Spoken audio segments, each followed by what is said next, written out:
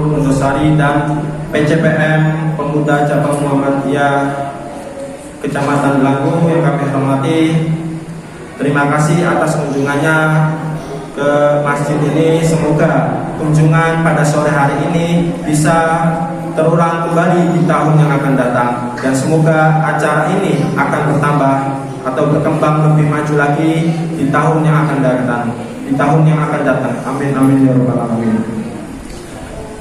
Adik-adik yang kami sayangi serta jamaah yang kami hormati, kebanyakan daripada manusia apabila berpuasa mereka hanya mendapatkan capeknya, akan tetapi tidak mendapatkan pahala. Sebagaimana yang disabdakan oleh Nabi Muhammad, apabila kalian berpuasa hendaklah kalian berniat.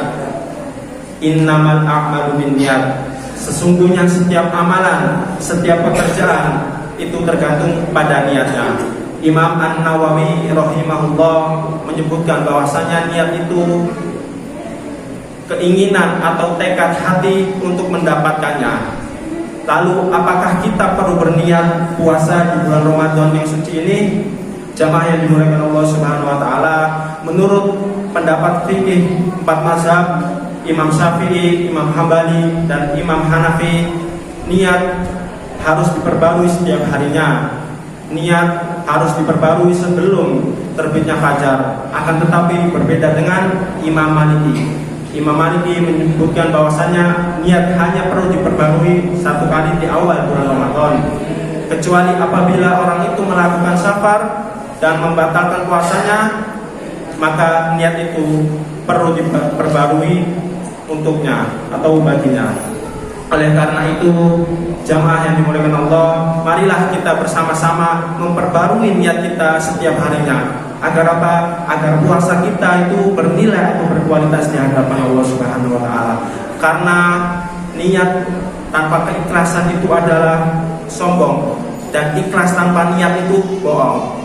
Sama saja seperti usaha tanpa doa itu bohong, dan doa tanpa usaha itu bohong. Marilah kita bersama-sama memperbarui niat kita di setiap harinya sebelum terbitnya fajar.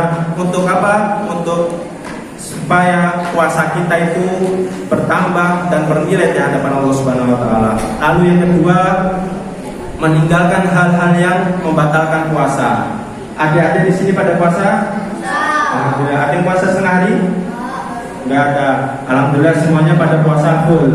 Nah, apabila kita meninggalkan hal yang membatalkan puasa, niscaya kita mengisi waktu yang kosong itu dengan hal-hal yang bermanfaat. Contohnya seperti kita mendarus Al-Quran, tilawat Al-Quran, atau kita mempersiapkan takjil untuk berbuka puasa, atau kita membersihkan masjid yang akan bernilai ibadah apabila kita niatkan dengan niat ikhlas tulus kepada Allah Subhanahu wa taala. Lalu yang ketiga, meninggalkan hal-hal yang tidak bermanfaat. Dari Abu Hurairah radhiyallahu anhu, Rasulullah sallallahu alaihi wasallam bersabda, "Min husnil islami tarkuhu ma la yakni." Di antara tanda kesempurnaan seorang Islam yaitu meninggalkan hal-hal yang tidak bermanfaat. Apa saja hal-hal yang tidak bermanfaat di bulan Ramadan perlu kita ketahui. Bahwasanya ketika tiba saatnya sahur, kita sahur. Lalu kita persiapan untuk menunaikan sholat subuh. Lalu kita setelah sholat subuh jangan tidur, karena tidur adalah waktu yang dilarang oleh Rasulullah. Kita bisa darus Al-Quran, atau kita bisa isi kegiatan lainnya dengan membaca buku atau menonton kajian. Apabila kita tidak bisa menonton kajian secara langsung, kita bisa melaluinya secara online. Lalu yang setelah itu kita sholat duha, terus khairullah, lalu melaksanakan sholat duhur, dan setelah itu tilawat Al-Quran lagi, dan melaksanakan sholat asar dan persiapan berbuka puasa. Dan itu semua adalah hal yang bermanfaat. Jangan sampai di antara waktu-waktu kosong itu kita malah sibuk bermain HP, menggunakan game. Akan tetapi game itu sebenarnya HP itu bisa menjadikan teman bagi kita dan menjadikan musuh bagi kita. Tergantung seperti apa kita menggunakan HP tersebut. Apabila kita menggunakan HP tersebut secara pas dengan waktunya dan kita bisa mengontrol waktu, maka HP itu akan bermanfaat bagi kita. Dan apabila kita tidak bisa menggunakan HP tersebut, melainkan HP yang memanfaatkan waktu kita, maka itu sama saja kita sudah, mohon maaf, diperbudak oleh HP.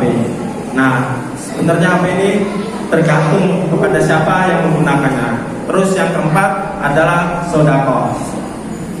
Ada sebuah kisah dari Umar radhiyallahu anhu menjelaskan, suatu ketika Umar berkata kepada sahabatnya, Rasulullah SAW menggelar, barang siapa yang ingin berinfak di jalan Allah Subhanahu wa taala, maka datangilah aku.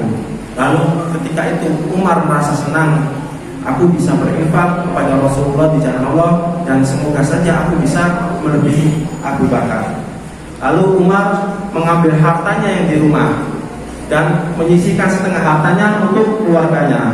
Lalu Umar kembali kepada Rasulullah, wahai Rasulullah, ini hartaku.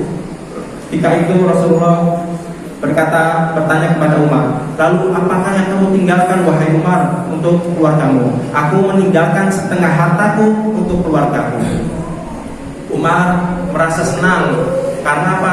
Karena telah menyalip atau melebihi Abu Bakar. Akan tetapi takdir berkata lain. Abu Bakar datang kepada Rasulullah SAW dan berkata, wahai Rasulullah SAW, ini hartaku. Lalu Rasulullah SAW berkata kepada Abu Bakar, lalu apakah yang kamu tinggalkan untuk keluargamu wahai Abu Bakar?